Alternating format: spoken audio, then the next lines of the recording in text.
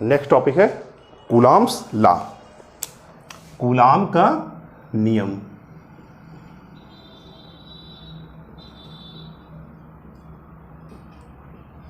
Coulomb का नियम क्या कहता है? किन्हीं दो स्थिर बिंदु आवेशों के मध्य लगने वाला आकर्षण अथवा प्रतिकर्षण बल उन दोनों बिंदु आवेशों के गुणनफल के अनुक्रमानुपाती तथा उनके बीच की दूरी के वर्ग के व्युत्क्रमानुपाती होता है। मान लिया दो बिंदु आवेश हैं Q1 और Q2, ये बिंदु A पर स्थित है, ये बिंदु B पर स्थित है। ठीक है, ठीक है, दो बिंदु आवेश है Q1 और Q2। Q1 आवेश बिंदु A पर स्थित है तथा Q2 आवेश बिंदु B पर स्थित है तथा इनके बीच की दूरी जो है वो स्मॉल r है। इनके बीच की दूरी जो है वो स्मॉल r है। तो कूलॉम के नियमानुसार क्या होता है? कूलॉम का नियम क्या कहता है? किन्हीं दो स्थिर बिंदु आवेशों के मध्य लगने वाला आकर्षण अथवा प्रतिकर्षण बल उन आवेशों के परिमाण के गुणनफल के अनुक्रमानुपाती, यानी F is proportional to Q1 Q2। इसको इक्वेशन नंबर फर्स्ट मान लिया। दूसरा कहता है उनके बीच की दूरी के वर्ग के व्युत्क्रमानुपाती होता है, इसको इक्वेशन नंबर 2 मान लिया। अब हम इन दोनों इक्वेशन से निकालेंगे समीकरण 1 व 2 से। ये इक्वेशंस कंबाइन हो जाएंगे तो ये हो जाएगा F is proportional to Q1 Q2 upon R square.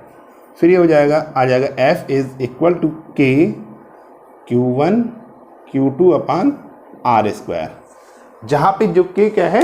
ये अनुक्रमानुपाती नियतांक है। K अनुक्रमानुपाती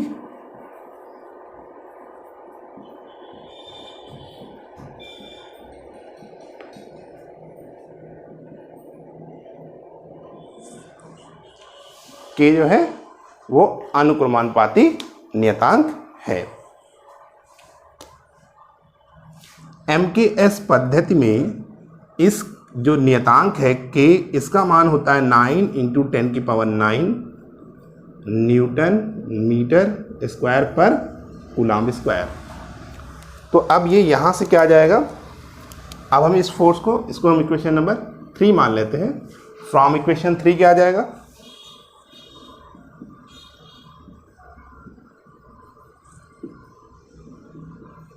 अब K की वैल्यू रख देते हैं तो ये आ जाएगा F is equal to 1 upon 4 pi epsilon 0, sorry, F is equal to 9 into 10⁹ Q1 Q2 upon R square.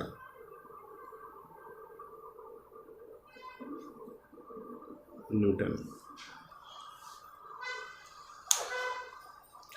तो ये जो वैल्यू है अनुक्रमानुपाती नियतांक K को, इस अनुक्रमानुपाती नियतांक को हम 1 अपान 4 पाई एप्सिलॉन 0 से प्रदर्शित करते हैं। और ये इस K का 9 इंटू 10⁹ न्यूटन मीटर स्क्वायर पर कूलॉम स्क्वायर, इस K का आंकिक मान होता है K। अब हम यहाँ से, तब इक्वेशन नंबर 3 क्या हो जाएगी? F is equal to 1 upon 4 pi epsilon 0 Q1 Q2 upon R square, यहां से आ जाएगा ये।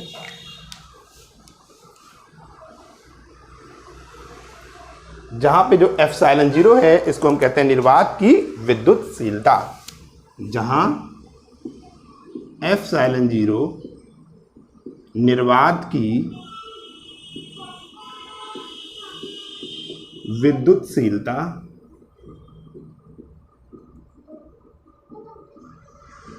है।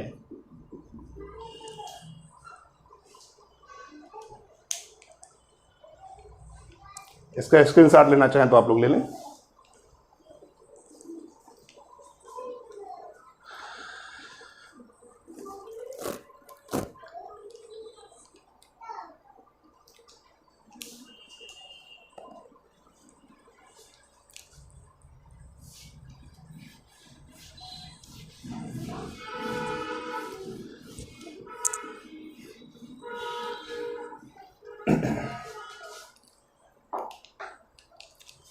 तो ये f की जो वैल्यू आ गई 1/4 epsilon 0 Q1 Q2 upon R square, ये f की वैल्यू आ गई, ठीक है, न्यूटन।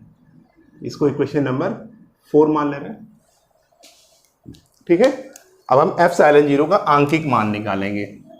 एप्सिलॉन 0 का आंकिक मान, आंकिक मान निकालना है, कितना आ रहा है, तो वैल्यू क्या है 1/4 एप्सिलॉन 0, इसकी वैल्यू क्या है 9 × 10⁹ न्यूटन मीटर स्क्वायर पर कूलम्ब स्क्वायर।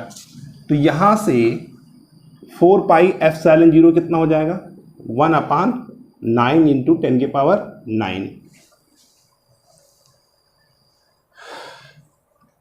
तो ठीक, अब एप्सिलॉन 0 कितना हो जाएगा 1/4 × पाई × 9 × 10⁹। तो हो जाएगा 1/4 × 3.14 × 9 × 10⁹।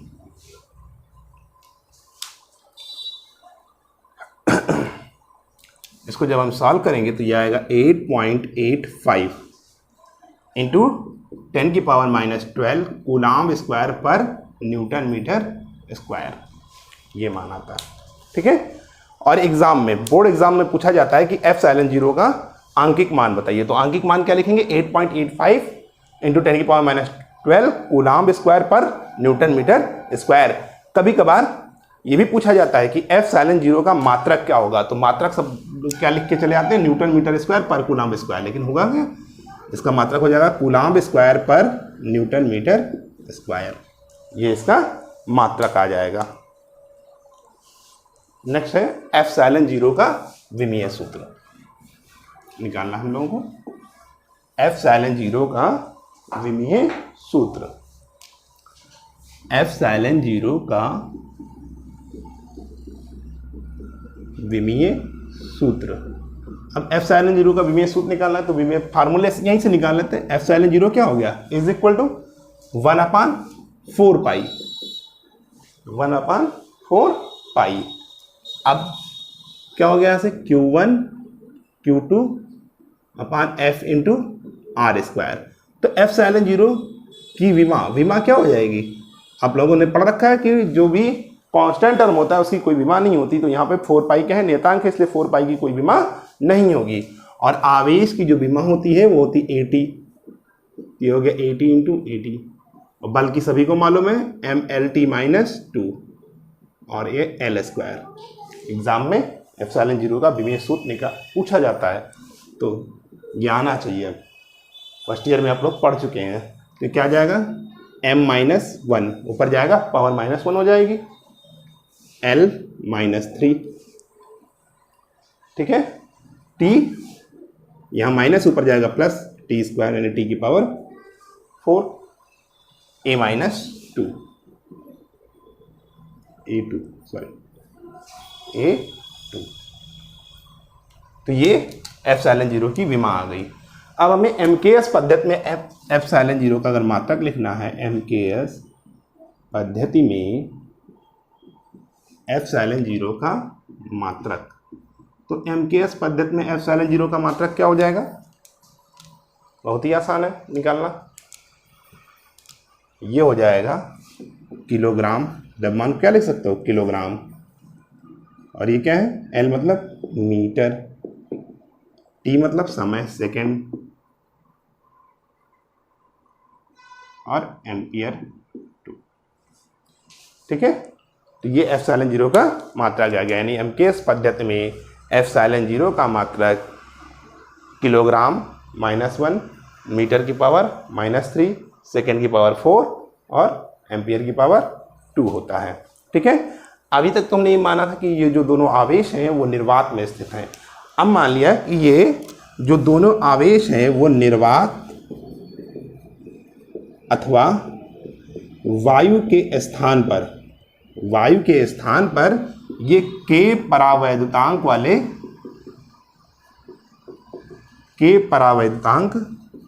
वाले माध्यम में स्थित है, ठीक है।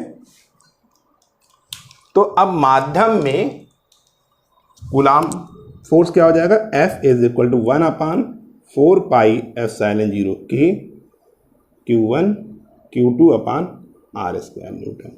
इसको हम इक्वेशन नंबर 5 मान ले रहे हैं। ठीक है, जहाँ K क्या है, एक नियतांक है जिसको हम परावैद्युतांक या विशिष्ट परावैद्युतांक कहते हैं।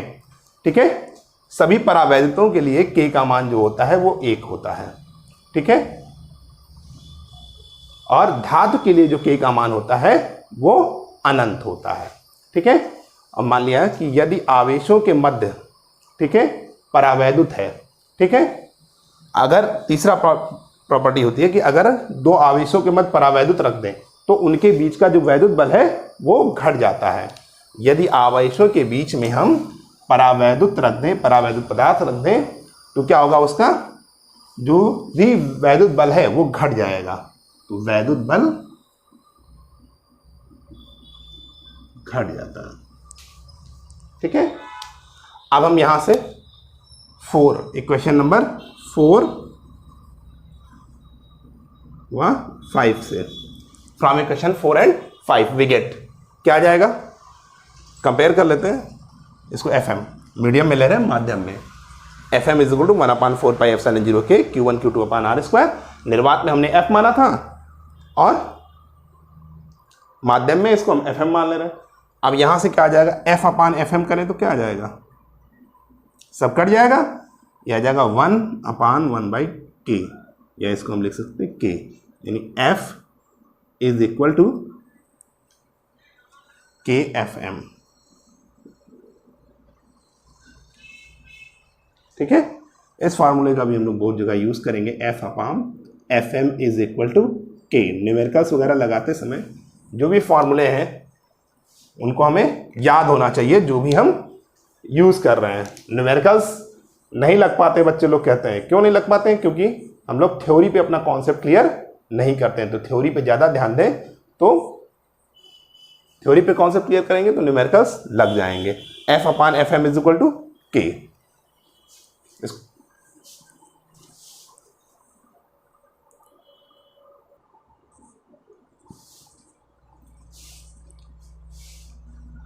तो F इज इक्वल टू क्या आ गया, KFM।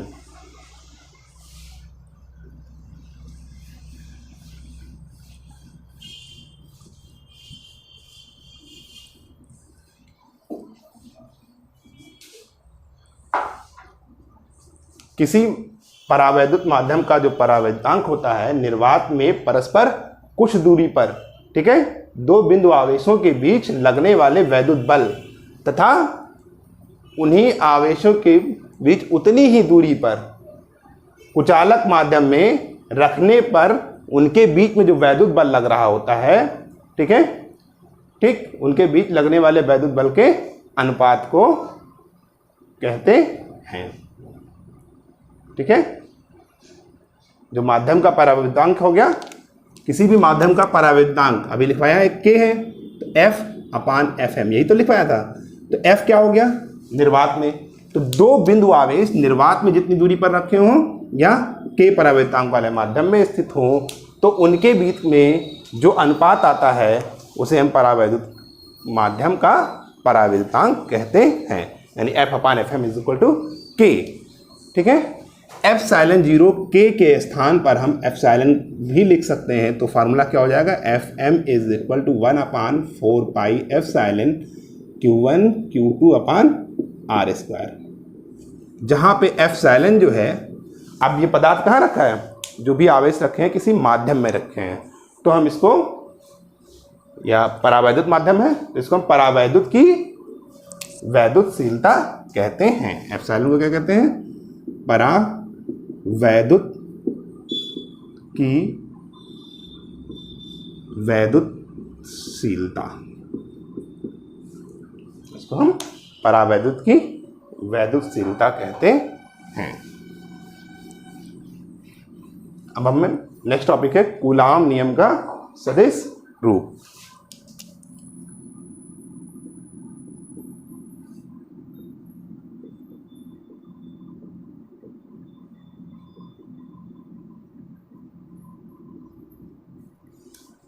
कूलाम का नियम का सदिश रूप। मान लिया कि बिंदु ए पर Q1 आवेश है, बिंदु बी पर Q2 आवेश है, इनके बीच की जो दूरी है वो स्मॉल r है। ठीक है, तो ये डायरेक्शन में फोर्स लग रहा है F21, एक के कारण दो पर लगने वाला, दो के कारण एक पर लगने वाला बल, दो के कारण एक पर लगने वाला बल, और ये हो गया F21। ठीक है, इसको लिख सकते हैं हम, दूरी इनके बीच की r है, R12। तो अब क्या लिया, माना Q1 पर Q2 के कारण जो बल लग रहा है, Q1 पर Q2 के कारण जो बल लग रहा है वो F12 है। ठीक है, और जो Q2 के कारण Q2 पर Q1 के कारण जो बल लग रहा है वो F21 है। ठीक है, अब Q2 से Q1 तक का जो विस्थापन सदिश है, Q2 से Q1 तक का जो विस्थापन सदिश है वो मान ले रहे हैं R21 है। ठीक है, और Q1 से Q2 तक का जो विस्थापन सदिश है, ठीक है, वो क्या है, R12 है विस्थापन सदिश। ठीक है, तो माना R12 कैप तथा R21 कैप क्रमशः R12, ठीक है, R12, ठीक है, कैप व R21 कैप, ठीक है, ये क्रमशः R1, ठीक है, इसको हम मान ले रहे हैं, ये क्रमशः R12, R21 व R12 के अंदिश हैं। ठीक है, जो आपका सदिश वेक्टर है, यानी R12 कैप तथा R21 कैप क्रमशः R12 व R21 के अंदिश एकांक सदिश हैं। ये जो कैप है ये क्या है, R12 व R21 के अंदिश एकांक सदिश है। एकांक सदिश का फॉर्मूला आप लोगों को पता है, A cap is equal to vector A upon mod of vector A, यानी वेक्टर ए अपान ए। ये सदिश विश्लेषण में फर्स्ट ईयर में पढ़ा होगा। ठीक है, अब ये दूरी जो है बराबर है, यानी R12 vector mod of is equal to R21 vector mod of is equal to R। ये क्वेश्चन, ठीक है। अब यहां से हम क्या निकालेंगे, दो के कारण एक पे लगने वाला बल, तो क्या हो जाएगा, ये vector F12 is equal to 1/4 pi epsilon 0 Q1 Q2 R21 cap upon R21 का स्क्वायर।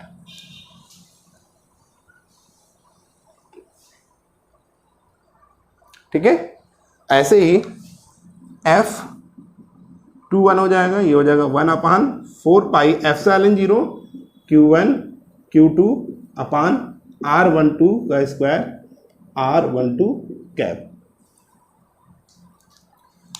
ये दो बल निकल आए, एक दो के कारण एक पर और एक के कारण दो पर लगने वाला बल। इसका स्क्रीनशॉट लेना चाहें तो आप लोग ले लें।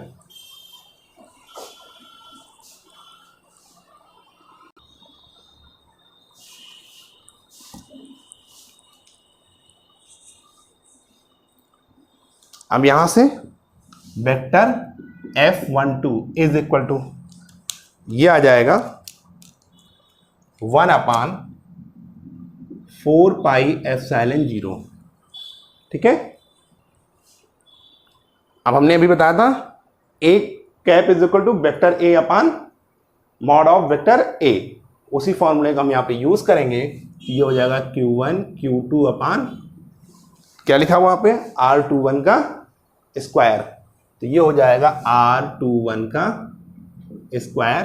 R कैप की जगह क्या लिख सकते हैं, R21 वेक्टर अपान R21, तो ये हो जाएगा 1/4 pi epsilon 0 Q1 Q2 upon R21 का स्क्वायर R21 वेक्टर। ऐसे ही वेक्टर F21 ये हो जाएगा 1/4 pi epsilon Q1 Q2 R12 का स्क्वायर R12 कैप, या इसी को हम लिख सकते हैं 1/4 pi epsilon 0 Q1 Q2 R12 का स्क्वायर R12 वेक्टर। अब हमें मालूम है कि vector R12 is equal to क्या होगा, माइनस R21 वेक्टर। एक बार दूरी दोनों की बराबर है, केवल दिशा में है, डायरेक्शन। माइनस यहाँ क्या बताता है, डायरेक्शन बताता है। ठीक है, तो दोनों फोर्स भी इक्वल होंगे। देयरफॉर F21 या F12 vector is equal to minus vector F21। ये कूलॉम के नियम का सदिश रूप है।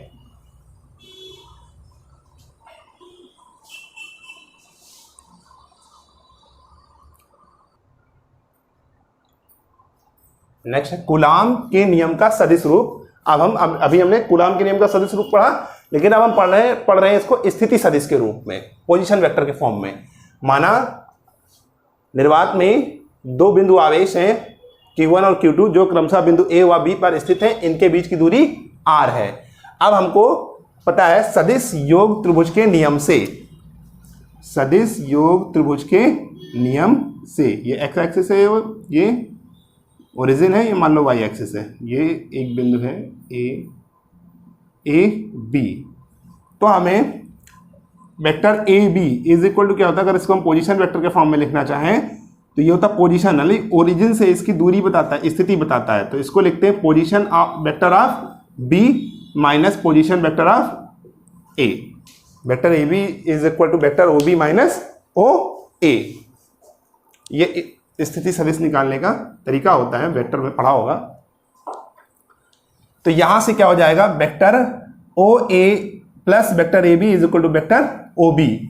तो vector R1 plus vector R12 is equal to R2 vector. ये त्रिभुज सदिश योग नियम से ही आता है। तो ये हो जाएगा R12 vector is equal to R2 minus R1 vector. इसको इक्वेशन नंबर फर्स्ट मान लिया। इसी प्रकार vector B A is equal to vector O A minus vector O B. तो वेक्टर बी ए क्या है, बी से ए की तरफ दूरी ले रहे हैं, तो R21 vector is equal to R1 vector minus R2 vector. अब हम क्या निकाल रहे हैं, आवेश Q2 द्वारा Q1 पर लगाया गया बल। ये हो जाएगा vector F12 is equal to 1/4 pi epsilon 0 Q1 Q2 upon R21 cube into R21 vector. इसी तरीके से Q1 द्वारा Q2 पर लगाया गया बल क्या हो जाएगा, F21 vector is equal to 1/4 pi epsilon 0 Q1 Q2 upon R12 का क्यूब इंटू R12 वेक्टर। अब ये जो दो इक्वेशन आई है थर्ड और फोर्थ, इनमें हम R12 और R21 की वैल्यू अगर हम पुट कर दें तो हमें फोर्स निकल आएगा।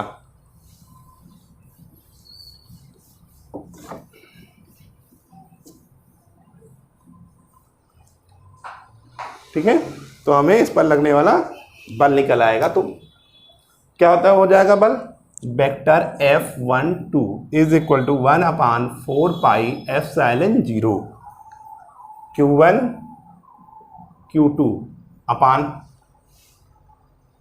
ये हो जाएगा vector R1 minus vector R2 का मॉड का cube into R1 minus R2, vector R1 minus vector R2। ऐसे ही वेक्टर F21 क्या हो जाएगा, 1/4 pi epsilon 0 Q1 Q2 mod of R21 vector minus R1 vector हो जाएगा R2 vector minus R1 vector. अब हमें इन दोनों इक्वेशन से पता चल रहा है फिफ्थ और सिक्स से, जो ये फोर्स है F12 is equal to minus F21 vector. इसका मतलब क्या हुआ, दो स्थिर बिंदु आवेशों, जो भी दो स्थिर बिंदु आवेश हैं वो एक दूसरे पर बराबर फोर्स लगाते हैं। परिमाण में वो बराबर होते हैं, परंतु दिशा में क्या होते हैं, एक दूसरे के विपरीत होते हैं। तो कूलाम का जो सदिश रूप है, इसे हम, इससे पता क्या चलता है, हमें क्या जानकारियां प्राप्त होती हैं कि दो बिंदु आवेशों के बीच में लगने वाला जो वैद्युत बल है वो उन दोनों आवेशों को मिलाने वाली रेखा के अनुदिश लगता है तथा ये बल जो है वो केंद्रीय बल होता है तथा, ठीक है, तो क्या पता चलता है, दो बिंदु आवेशों के बीच में लगने वाला वैद्युत बल उन्हें मिलाने वाली रेखा के अनुदिश लगता है तथा यह एक केंद्रीय बल है। जो भी ये कूलाम बल है, फोर्स है, वो एक केंद्रीय बल होता है तथा दो बिंदु आवेशों के बीच में लगने वाला जो वैद्युत बल है वो परिमाण में परस्पर बराबर तथा एक दूसरे के विपरीत होता है। तो ये कूलाम के नियम का सदिश रूप हो गया।